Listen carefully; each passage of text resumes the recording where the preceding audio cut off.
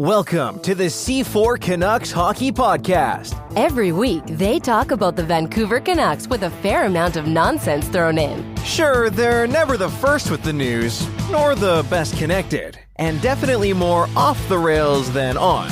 But they've been talking puck the longest, and that counts for something, right? So strap in for the longest running, best mediocre Canucks Hockey Podcast. It's C4 with Chris and Anna. Is this thing on? Is it on? Anna, are you there? Are you there? God, it's me, Margaret. You know, did Margaret ever get an answer from God? You know what? I've never read the book, nor have I seen the movie. Neither. So I actually don't know. I just had that was just going through my head. I don't have an answer. Yeah. Our introductions are obviously a little bit different because, again, we've got that new intro, which no one has provided us any feedback on. So we're it saying awesome. It's perfect. Mm-hmm. It's too perfect for words. Well, perfect's an absolute, so you can't be too perfect, but you can be extra perfect. No. 105%. This is a hockey podcast. If there's a cliche of giving it 110%, that's perfect. If you had been listening to the conversation or lack thereof for the past 2 minutes of this podcast, because apparently I was waiting for Anna and Anna was waiting for me. Yeah, thank God we're not on the radio. That would have been dead air. No, they would have heard the mouth noises and they would have had I'm bouncing my head around, looking around, waiting the emergency for you to tell me you were ready. Would have kicked in. You know, have you heard about that when radios leave too much dead air and then this emergency CD clicks in? I had not heard that. I don't know if it's a thing everywhere, but yeah. I've heard dead air. Mm-hmm. For a variety of reasons. Vancouver self, terrestrial radio station goes off the air for a portion of the time. I heard dead air. There was, I'm trying to think when it was dead air on a radio station I was listening to, and then 5 minutes of commercials. And it wasn't due to a hey, we've shut the studio down type thing, nor was it Team 1040 back in the day when Dave Pratt and Don Taylor got into it over poker being a support or not, which that itself, listening to it live, was real. But yeah, you're right. Good thing we're not a radio podcast, but we hadn't clicked play, record, broadcast. So who knows what would have been in place. How you doing, Anna? Yeah, pretty good. I'm pretty tired, honestly. That's because you were dancing your butt off. Dancing, yeah. Most people who know me would be kind of surprised to learn that I was just at a dance class, but I'm not known for my coordination. Square dance? I mean, square dance, I guess, is a little easier because you're just in... Do your partner and promenade on home. Yeah, you're just in lines and they tell you what to do. Right? So... but yeah, it was a K-pop dance class for my friend's birthday, but it was kind of fun. K-pop? Oh, okay. Yeah. Couldn't tell you who the band was that we were dancing to. BTS? I don't think it was them, only because that's my friend's favorite group, and I feel like it would have been a bigger deal if it was BTS. I have a feeling it was a girl group. I don't really have much, to go on apart from that. But it was fun. None of us were amazing, but we had fun. Fun is what's most important. Having fun is also important as a Canucks fan because we don't get a whole lot of it. Before we get into the week that was, if you didn't know, Anna, but you probably did, our first sort of reborn episode of C4 Off the Rails is live, and it's been available now for a few weeks to those who support us monthly or annually through Buy Me a Coffee, or as Anna and I like to call it, Buy Me a Pint. But we've made it free for everyone. You can go there, you can listen to it, you can listen to the fun that you and I have going fully off the rails. And that first one was all that was bonkers. It wasn't the Get Anna in Trouble with Anna's Mom, hi Anna's Mom, episode. That one's That's still episode 2, right? That's lock and key. But you right, exactly, episode 2. If you support us on a monthly or annual basis, you get access to that, but you get access to every subsequent episode as well. So I just we talked, and we thought, let's give you a taster, right? Mm-hmm. See what it's like. It is completely bonkers. You can go to c4podcast.com, click the link to support the show up there, or go to buymeacoffee.com/c4podcast, and the post is available. I can't remember off the top of my head the full URL, but it's crazy long. So we expect you to go in and, press pause a million times and type it in. I'll put it in our show notes so you can click it in the whatever app you're listening to the show on. But Canucks hockey. Big news broke while I was publishing our last episode about JT Miller. And you and I are going to talk a little bit, not much about that. But it did have an impact on how the team performed over the last week, where they had a game at home against the Rangers and a game on the road against the Sens. We got a big goon on the team, penalty minute leader Quinn Hughes. Yeah, in case you didn't know. Just decided to, take leadership to another level, get into that. Höglander, you had him go into the market potentially. There are some who believe the market will have a sale before the road trip is done. Mm-hmm. And I don't know, all sorts of other things that we'll probably talk about, including some OTR stuff that we just can't keep ourselves together on and put it into the paid show. But let's rewind.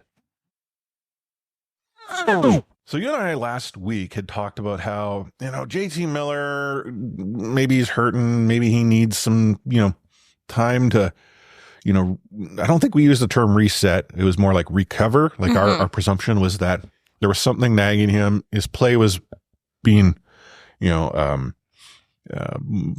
punished as a result. But would you have imagined that there would have been an announcement to suggest JT is taking time indefinitely to do, like, I remember, like, the team announcement was generic, but not like it felt to me, it introduced the possibility of people asking more questions. I mean, to me, it was just the usual generic thing. I don't think it necessarily invited more questions. Well, the media response totally did. Wasn't they were inviting questions. They were asking the questions. Like, obviously, like, this is Vancouver. Like, if you put out a generic statement, and I have it here, literally just says indefinite leave of absence from the team for personal reasons. Right now, our sole focus is making sure that JT knows the entire organization is here to support him. That's from Alvin. No further comment. Okay.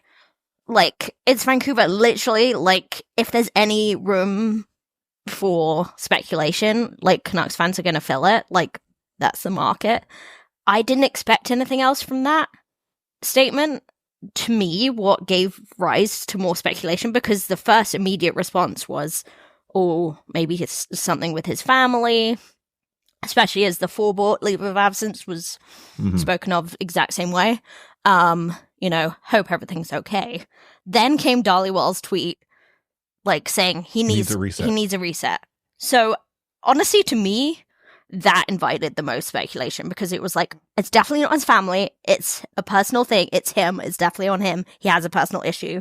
Then he said nothing. So to me, like, that was the more reckless tweet, just because Dhaliwal's an insider. So, like, he knows stuff. So I'm not suggesting that there was any recklessness with what the Vancouver Canucks had said. No. I do wonder, because I think it's generally accepted, JT is hurt. Yes. And there's something that's bothering him. That could the team had not said that JT Miller is, like, they could have said, like, day to day or week to week. Yeah, dealing with a lingering injury. Yeah, they could have. I mean, that's very, like, hockey. Right. And I will eat crow here, because I am the same person who will suggest there needs to be more transparency in hockey. And here I am saying, hey, team, you should have been less transparent.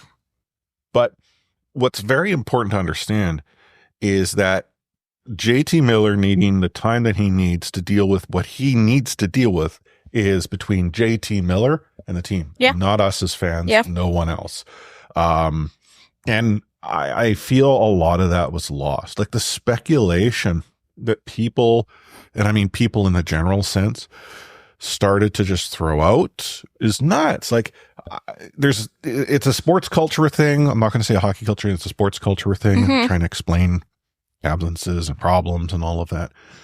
But I mean, if it was like, hey, I needed a mental reset, a break, my mental health is important to me. Yeah. Take it. Right. And they're still going to Glad be... you did. But the thing is, he said that, and there's still going to be people online saying, oh, yeah. Don't be a baby. This is a man's sport. Suck it up. Like, just stupid stuff like that. To me, I don't know. I didn't feel like the team needed to say anything else, but the market just is what it is, unfortunately. So I think whatever they said or reporters said, it was going to sort of lead to somewhat speculation. I guess the main thing is, like, he's not with the team. He's not gone on the road trip. Let's, like, leave it at that and hope this time to reset, like, does some good for him. Yeah. But that did leave a giant hole when the Canucks first line. We've chatted about whether PD was on the first line or the second line. It's very apparent he is the first line center on this team at the moment.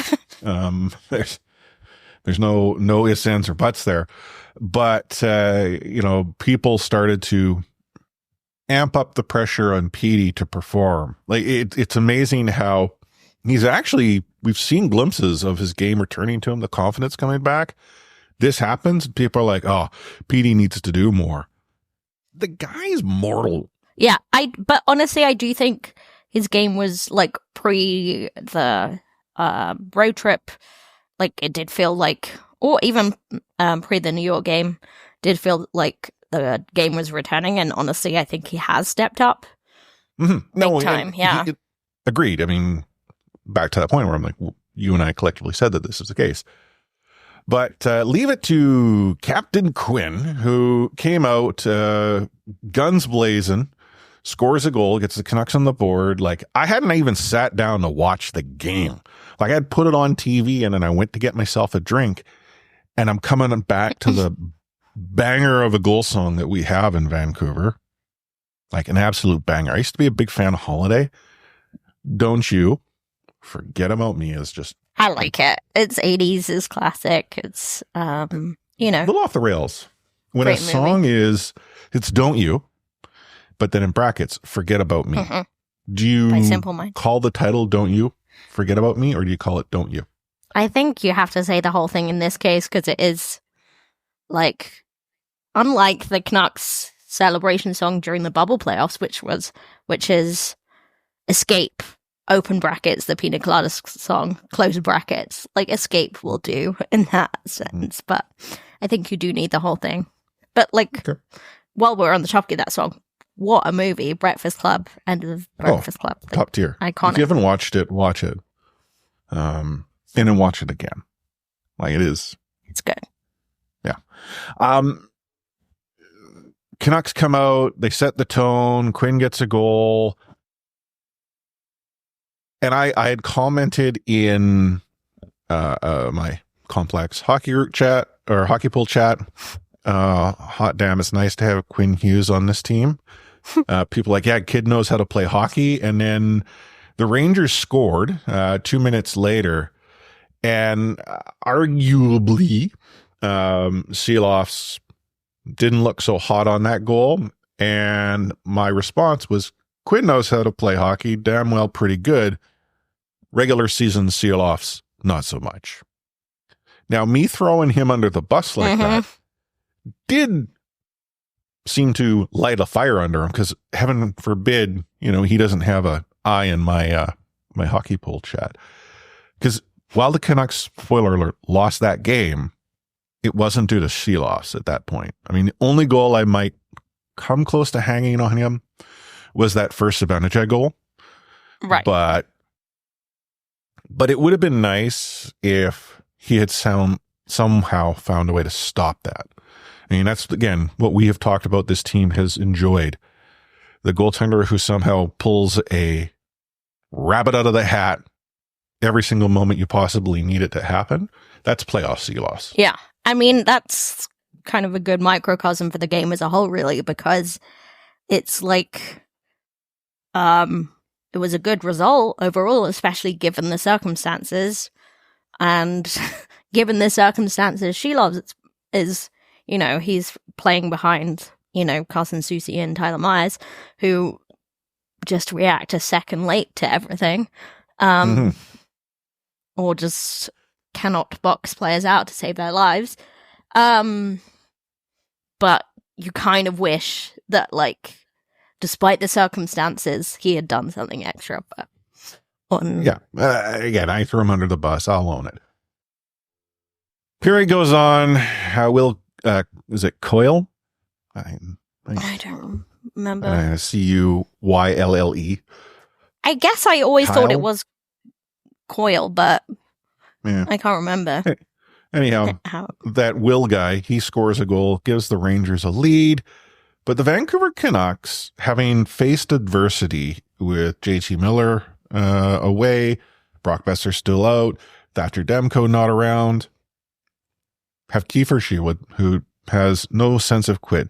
And Kiefer scores a solid goal, set up from a guy that you might know of, Marcus Pettersson. I think I heard of him.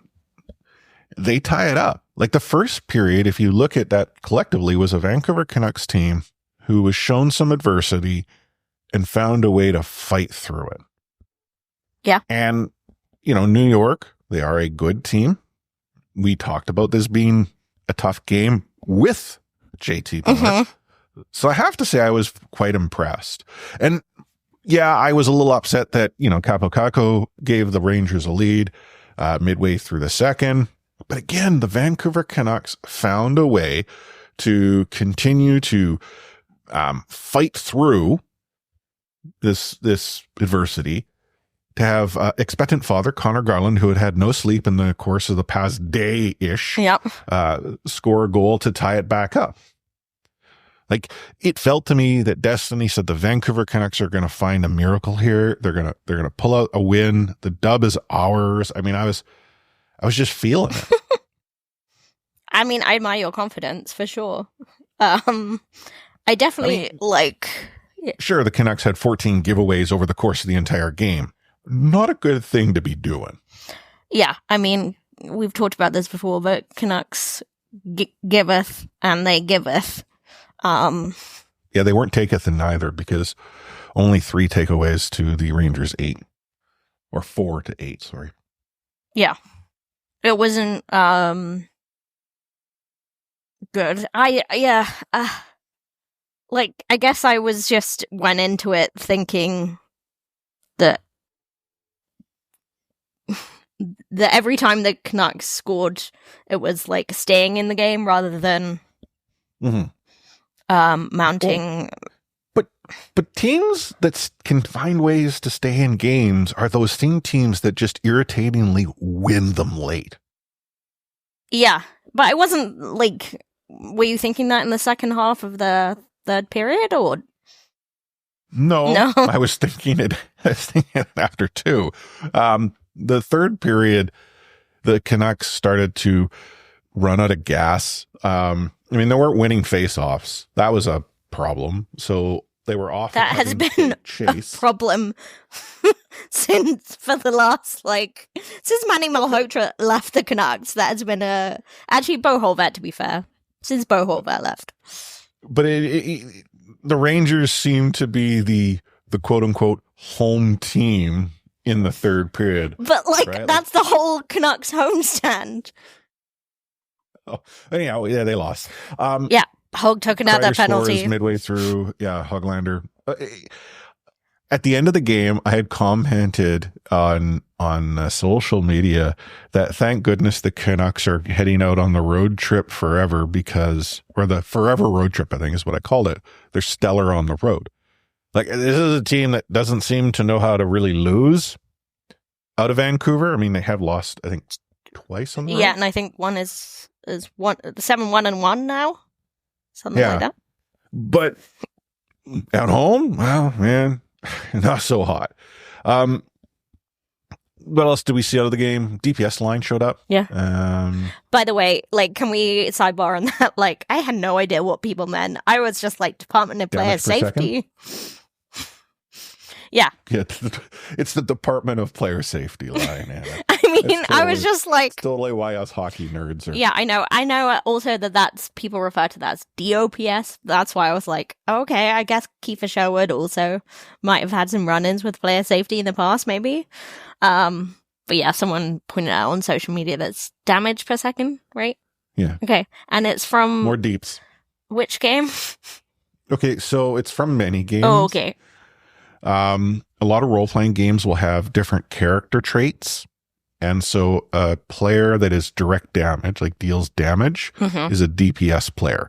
DPS players are the ones who can get all the kills. So in vernacular hockey, they're scoring all the goals. Then you have tank characters. They're the ones who are like taking all the, blocking all the shots. So like a, defensive stalwart could be a tank player. And then the support players, the ones that skate around the ice and just make everyone look good and feel better. That would be me. I'm bringing the sandwiches. And exactly. But the DPS line, I don't know if it's a product of What is it? But I would say necessity is the mother of invention. Wow. But these three guys seem to have some chemistry that has appeared. And it begs the question, when Miller comes back, Besser's with the team, he's been on the ice again. Does the DPS line stay together? I mean, I would say no. Like, we've talked about this, but Sherwood is like a gift, right? Like, 1.5 million, and he's playing like he's playing. Like, only on a 2-year deal. That's the shame. Yeah. But like, I mean, in fairness, you and I like the 2-year deal. We would have been pissed if it was 4. Now, though. No. But spread the wealth, right? Like, we've really got to be more than a one-line team. Especially, like with the defense playing like it is. So, and we only have one line of defense. More on that later. Yeah. So I don't think they stay together. But it'll be fun while it goes. I mean, who knows? Yeah, who knows when Brock is back? Well, he's on the road trip. He's on the road trip. He's on the skating. ice. So no one's allowed to touch him. But he's there. But he's there. But that's like being on the hair. ice is a no good one's sign. Allowed to touch that either, I imagine. I mean, in fairness, would you want to? No, it's perfect. You can't mess it up. Yeah. It's like, going into a museum and, accidentally smudging a work of art. You can't touch the Mona Lisa either, right? Mm-hmm. I mean, they also have it behind armored glass or whatever it is.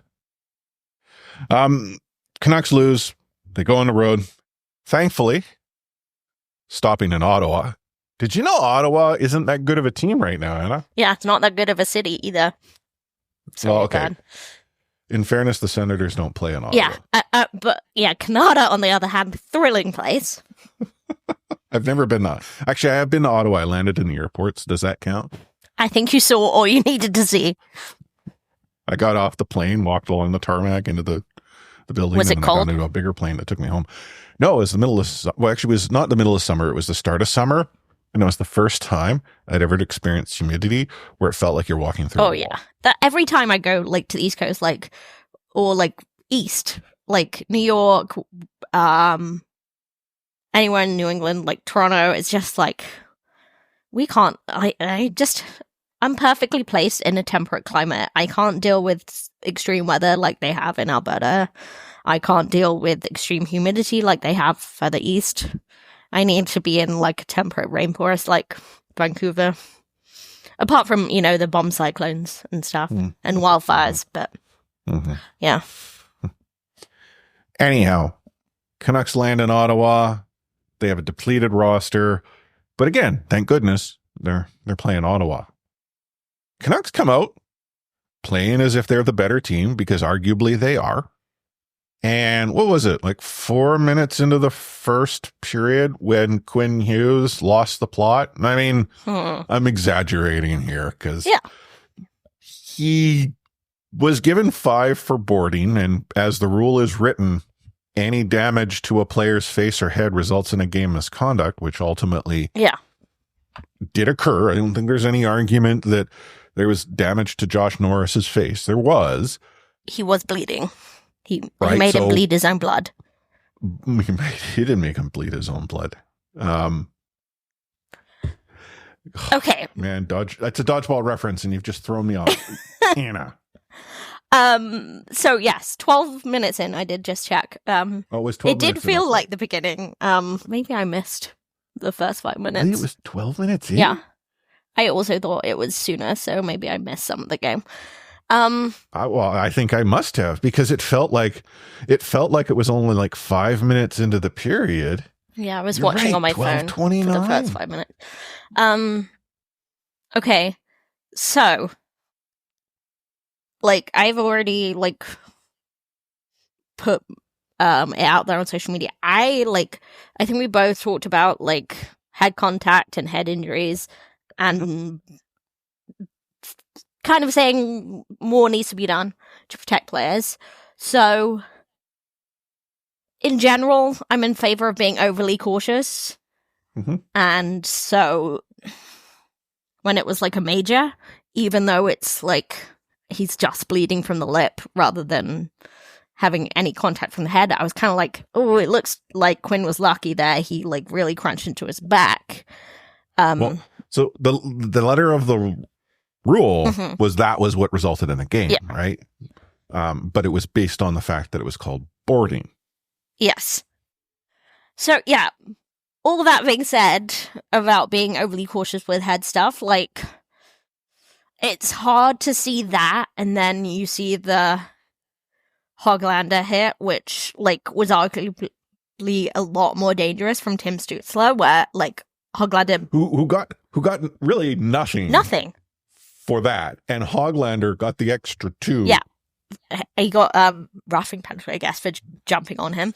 Yeah, roughing was what was called. 2 for Hoglander, 1 for Stoessel. Yeah, and it was just like the only reason he didn't slam his head into the boards was Hoglander was able to turn at the last minute.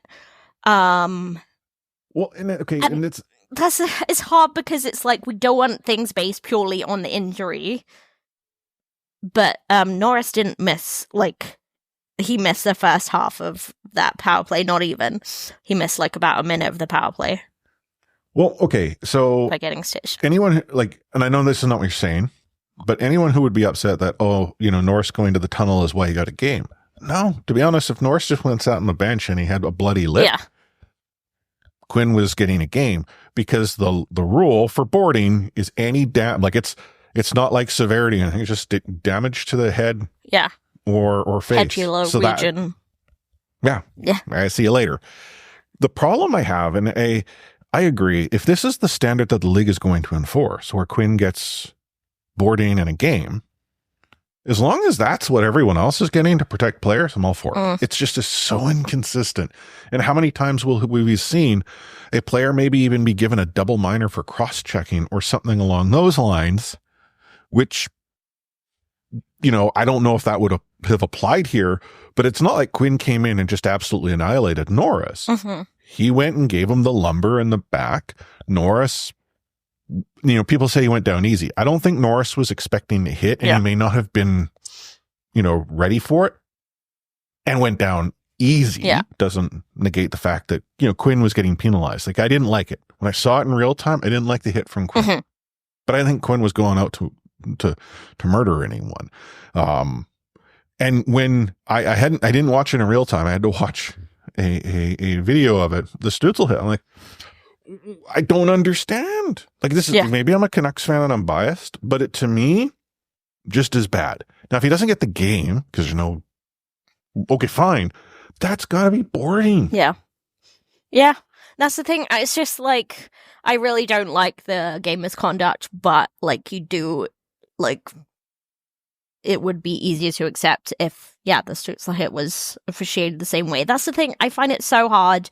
And I know Player Safety released a video during the week to litigate some hits to the head recently and sort of explain their reasoning. Even though I still don't agree, I still don't understand that Nurse one. To me, it just like he drives right through his head. But I like that transparency, but you can't officiate on intent, right?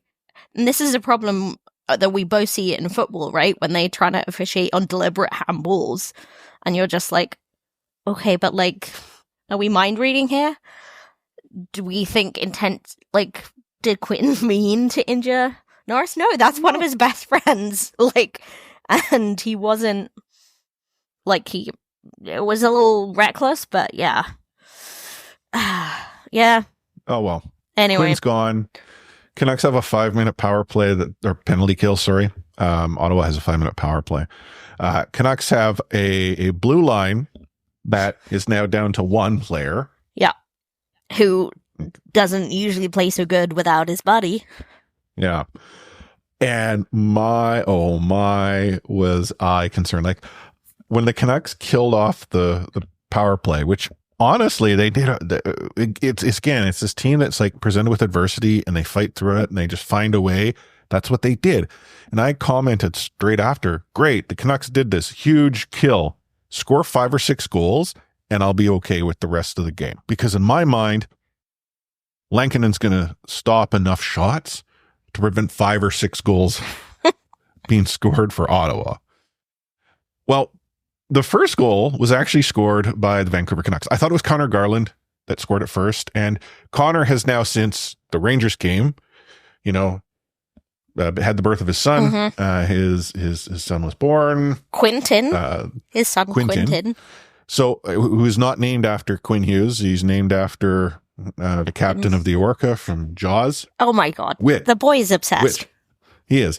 But I came out with what I thought was a banger of a social media post. I had said that Connor takes captaining the Orca serious. Quinn gets tossed. Connor scores a goal to get retribution. Shark eats the captain of the boat, names his son after him. Captain of the Orca. I mean, it was good.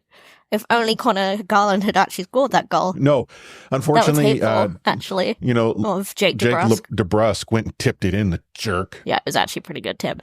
It was. I'm not taking, but like when I saw it real time, I thought it was Connor. I mean, even Connor, I think thought it was Connor too. Made the goal. Don't get me wrong, but yeah, and I don't know if it's the new dad energy or it's him being able to sleep because he was in a hotel the night before. Yeah.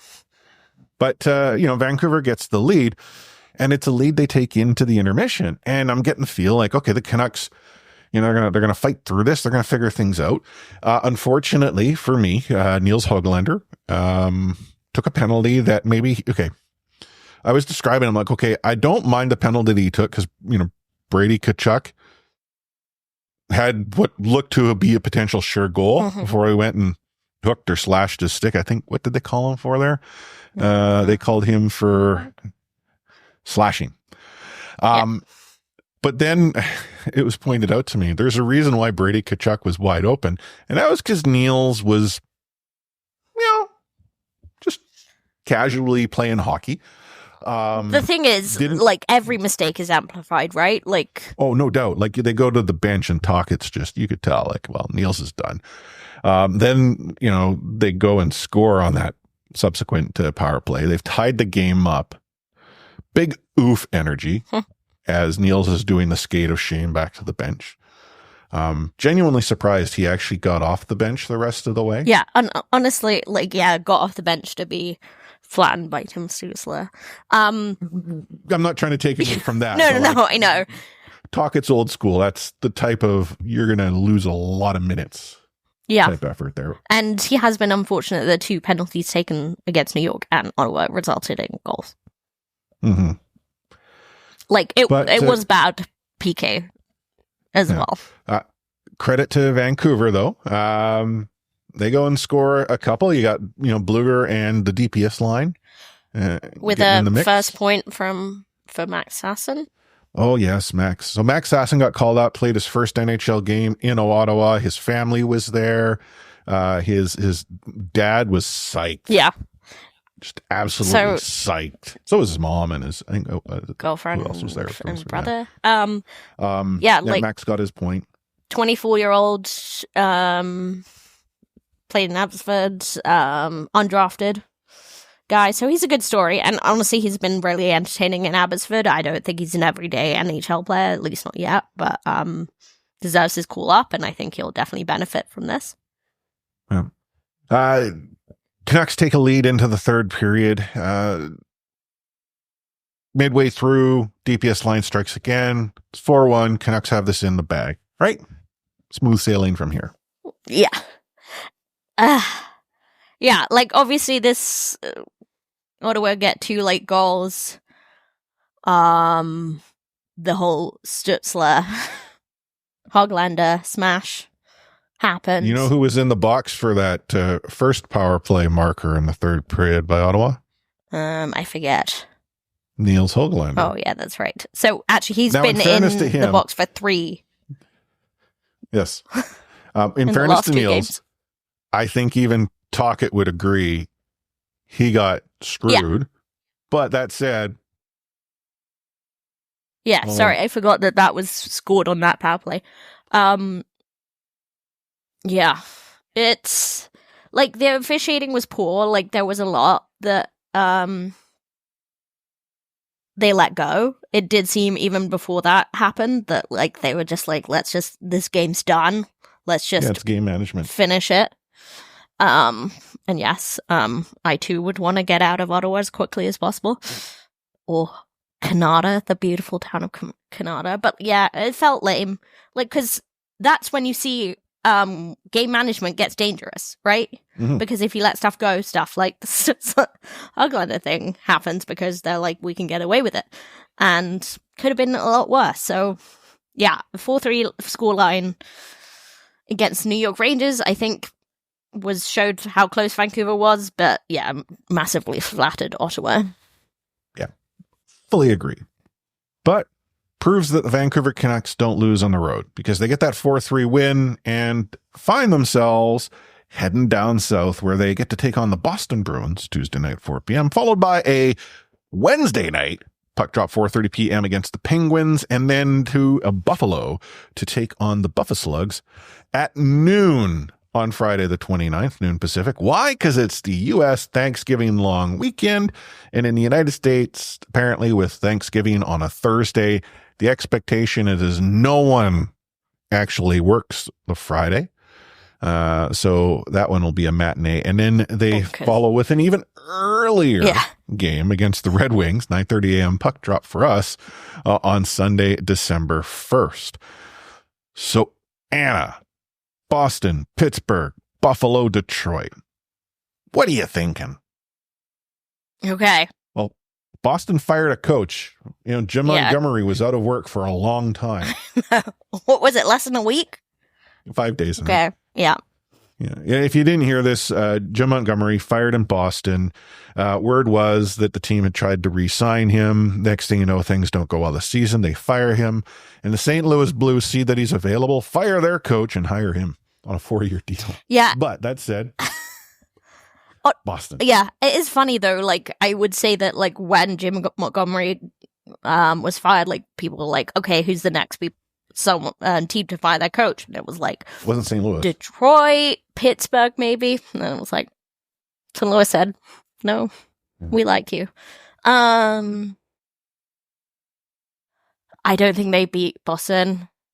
Really? I think, like, isn't that when your back's against the wall and you have you fire your coach? Isn't that when you come out fighting? Like, I don't think Boston are a good team this year, to be clear, but yeah, I don't think they do beat Boston. I think they gotta beat Pittsburgh and they gotta beat Buffalo, but well, okay. I mean, Pittsburgh is, if you call San Jose a bottom dweller,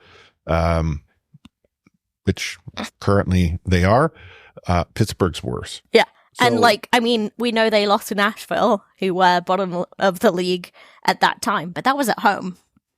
Yeah. Which they can't do. See, I guess if you consider what are the toughest teams to play, Boston, Buffalo, on those 4 games, right? Pittsburgh, to me, the Canucks have to win that. Yep. Detroit, Canucks have to win that. Those are 2 bad teams.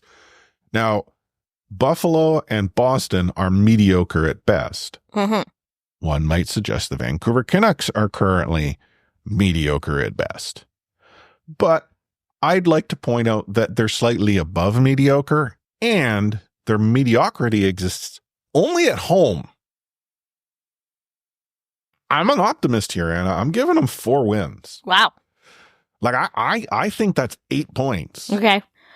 I'm saying 6/7, but I guess... Okay, so you say that Boston game is the one that they're going to lose points somehow, but they get them the rest of the way. Yeah. Okay. So I haven't... Yeah. If I'm committing, I'll say 6, but I think 6/7. What? Have you written this down? Got a big marker, drawn it on your arm or something? Well, I know. This is the thing. Friend of the Chanders Lee is, I don't know if he still does the list. Okay. Chris. He says 8. I think I'll remember 8. Okay. And I think you'll remember Mm-hmm. giving them up to Boston. And I don't, like, last week was the one and only week I recorded in a different place, so, and I'm not leaving the country just yet, so.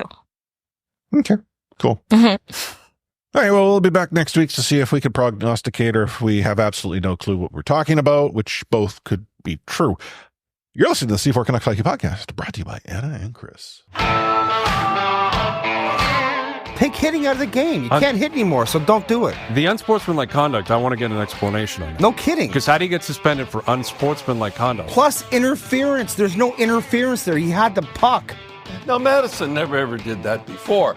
Now, why did he do it? And that because he was mad. Well, your early favorite for the Calder Trophy, that's for sure. Elias Pettersson, you might even say your early favorite for the Hart Trophy. Just to get back to your question, Elias is going to play plenty. He's going to play. He's going to get a lot of power play time. And, yeah, I'm concerned about our offense. We lost 200-point players, and we've got to find a way to score. I still love Hogue going to the market. That tagline, probably truer this week. Mm-hmm. There are some who suggest he won't return to Vancouver in a Canucks jersey by the end of this road trip. Like, they're gonna send his stuff via FedEx to wherever the hell. Yeah, like, I don't know if it's that bad, but there is a whole lot of smoke about, Marcus Pettersson, whatever it is. Pettersson. Because we need them all. Yeah, we got to catch them all.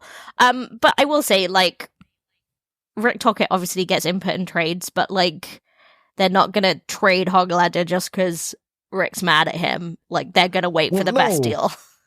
Sure. And but I think, that's not going to get teams rushed. around the league will look at Niels Hoglander and they'll say that's a good player. Yeah, and it would be a good deal, good contract. Like, he just resigned, so. But yeah, that's what I just mean. Like, Canucks aren't going to rush anything just because Rick's big mad. Well, okay. Yes, Rick's got the big mad. But there are also other issues, right? You have JT Miller, who is out indefinitely. Brock Besser, who, he's in concussion protocol. He's only just returned to the ice. He is not taking contact. Can't touch him, let alone look at his hair. The Canucks need some help up front. They have one line. Out back. Just kind of everywhere. Well, okay. Except... I think I've given up on the blue line. You've given up on the blue line? It's the end of November. There's no help to be had there. Yeah, no help to be had there. I don't think so. I think, Marcus Pettersson is a left-handed D. Who else is a possibility? Carrier maybe in Nashville. I think Canucks want D back for Hoglander. Okay, so they'll shore up the blue line and have the DPS lined Garland and Joshua and yes, Joshua's back and he seems to be figuring it out. I think they're just one, I will say, indefinitely. Interesting word. It just means there's no end. No. Right. But that end, there's no determined end to his leave. That's right. So it could Indefinite. be the first game Next year. back from the road trip. I predict it will be. He could retire. Yes. He definitely could be. Indefinite. Yeah. Okay, I'm being facetious. But And you would think that Brock will probably play this road trip. Demko probably won't. That's your gut. That's my gut. The guts of the ice. Anna senses are tingling in that direction. Don't say tingle. Well, that made me feel Spidey weird. senses tingle. Yeah. But guts. Well, that's what tingles are. Guts That weird tingle? feeling. I mean, if they do, there's something up. Yeah. Trust your gut. Right? Trust your As gut I've unless it said, tingles. That's right. Trust your gut. Like when you open up that milk carton, if it smells bad, it comes out chunky and it looks kind of funky. Trust your gut. Don't drink it. If you see before you open the milk that it is past its sell by date, even significantly, do you still smell it? So, like, I'm not talking like a day or two here. I'm the last person to ask. I look at that sell before date and I'm like, it goes bad by that date. And I know that is not entirely true. My wife will smell. Yeah. I will just ignore it. I feel like I just like, if I don't know the date and I don't immediately taste something wrong or smell something right away. But if I were to smell it, I will be, that doesn't smell right, even though it probably is fine. Yeah. I do feel like people are either ignore sell by dates. Smell right now? Vancouver Canucks blue line. Okay. No, it doesn't look like right now. Vancouver Canucks blue line. Yeah, there you go. Yeah. Though, I didn't even get into the fact that on one of the Ottawa goals, Susie, actually it was on the power play goal, Susie was like skating off the Narnia. Yeah, because he, like Tyler Myers, wants to be a forward. But Tyler Myers was actually the one defenseman choosing to defend. Susie, Narnia. He like saw the closet and off he went through the door. Yeah. And I will say, like, as much as we've doubted it in the past, Renick had a decent game without Quinn. I mean, it's less than a full game. I know Quinn's back, right? There's been no discussion that he was going to get supplementary. Cannot imagine. Okay, so that's a one and done. Yeah, I haven't been online today, really, but going the long haul on his own. I mean, taking that as read. You had putting up in the rundown DPD as an option. DPD got a call up. Mm-hmm. He took a warm up skate, but didn't do the lap, and so didn't actually, get the start. Could DPD be an option? And I do desperation, sure. Harsh. I do think it's not a knock on DPD. I just prefer him to season a little bit more now. I do think he is an option, and he's kind of interchangeable with, like a lot of our D-men, but like Eric Brandstrom, he's not a savior. Like, no, but if DPD's in the lineup, Eric Brandstrom's in the lineup too, right? Yes. Yeah. No. I just mean like Eric Brandstrom coming in, and like Forbort's still injured. I think like Diana is injured, but day to day, so I presume he's coming back in the next game or so. But honestly, I actually don't know. Juleson has acquitted himself quite well. I'm not entirely sure you need a Desharnais or a forward. I mean, you need one or the other. Yeah. But really? The thing is, I don't like it either, but like, yeah, Juleson's been okay. I thought he was a bit against New York. But the thing is, yeah, they're kind of interchangeably bad. If only Susie and Myers found the game that they had discovered last season. In the last season, the pair were reliable. Yeah. The thing is, it's like,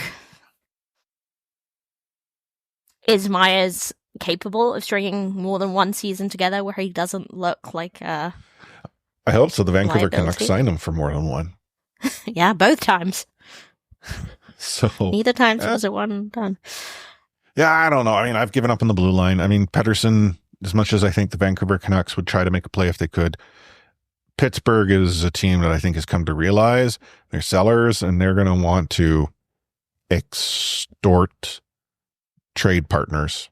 But the only thing that Canucks have going for them is that Alvin and Rutherford have like photos or something that they brought with them from Pittsburgh. They brought with them on a little USB. Exactly. I could totally see that. They're like doing the Zoom meeting and Alvin pulls up the USB key and just, dangled in the air. It doesn't say anything. Keandre Miller, another here for name. Futures. If we want to, instead of collecting all the Petterssons, we collect Millers.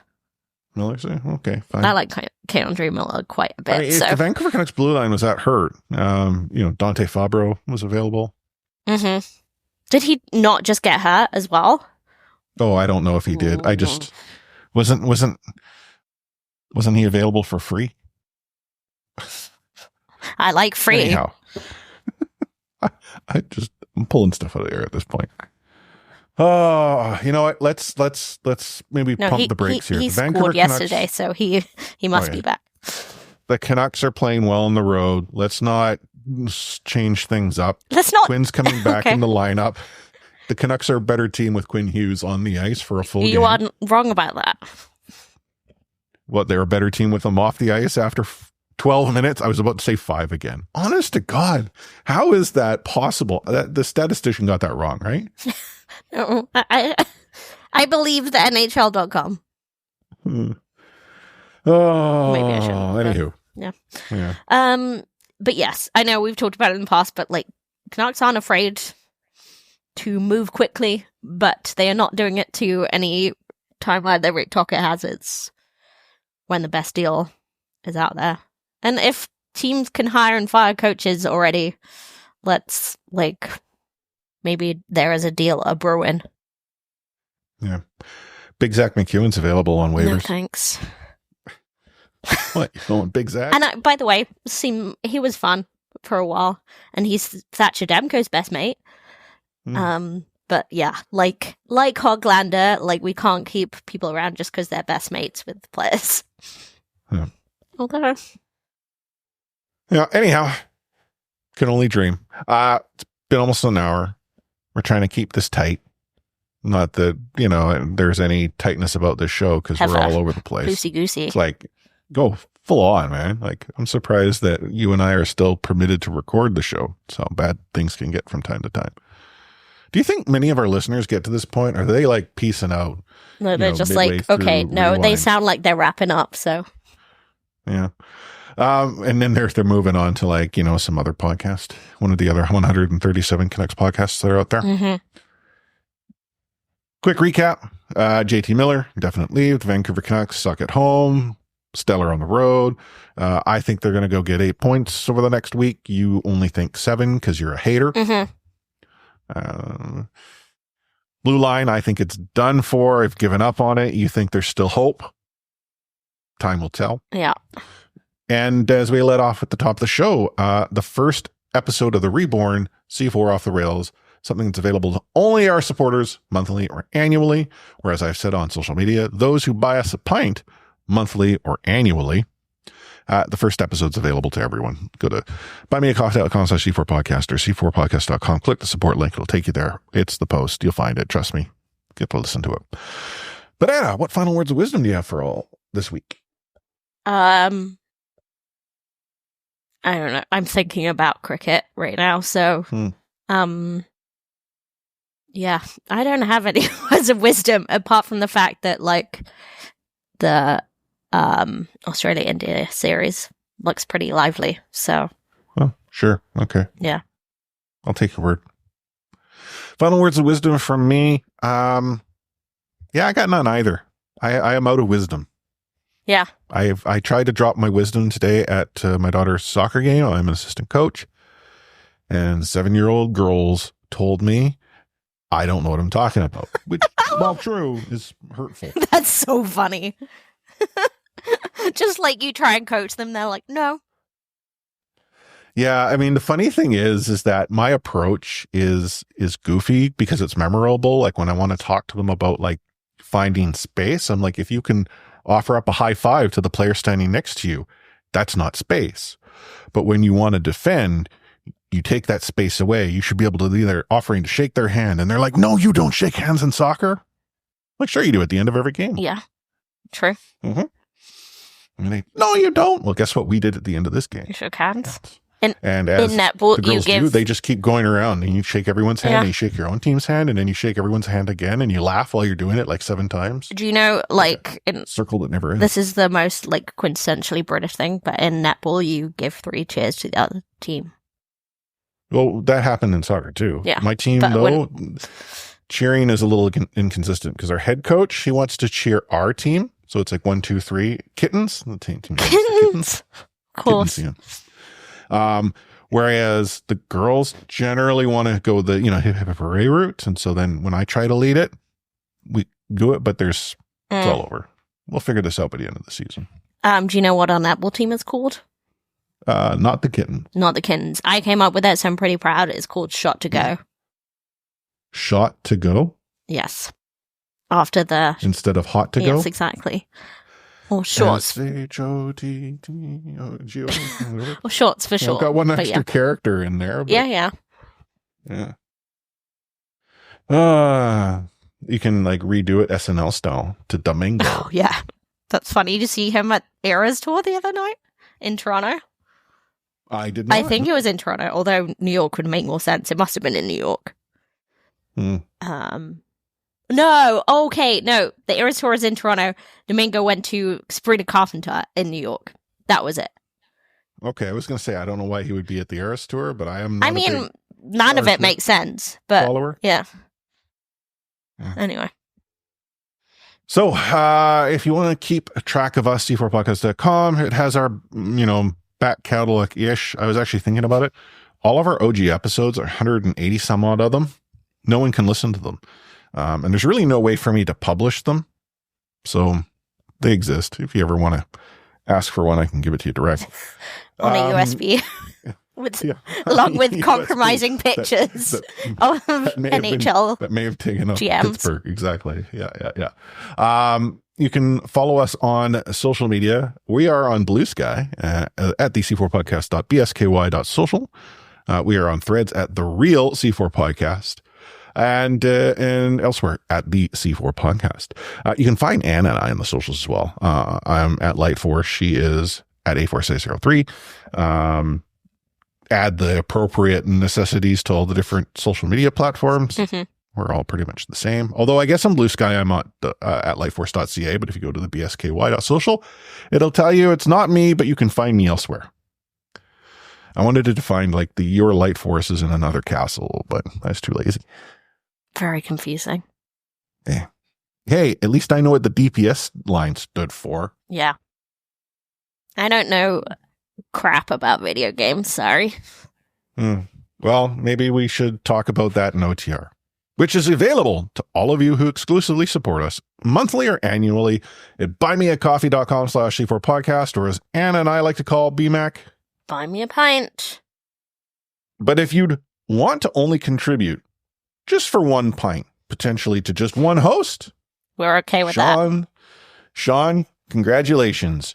You bought Anna a pint. She appreciates it. I feel a little hurt. Not the first pint but I Sean has bought me, not the last. I don't know you as well as you know Anna, so I get it. But he dropped us a pint. So again, Sean, thank you so much. And I would say your full name, but I'm not entirely sure. And there's no like social media handle there, so I'm just going to say Sean. I know what his last name is, but let's just keep it. No, I know you do. As a mystery. Yeah, exactly.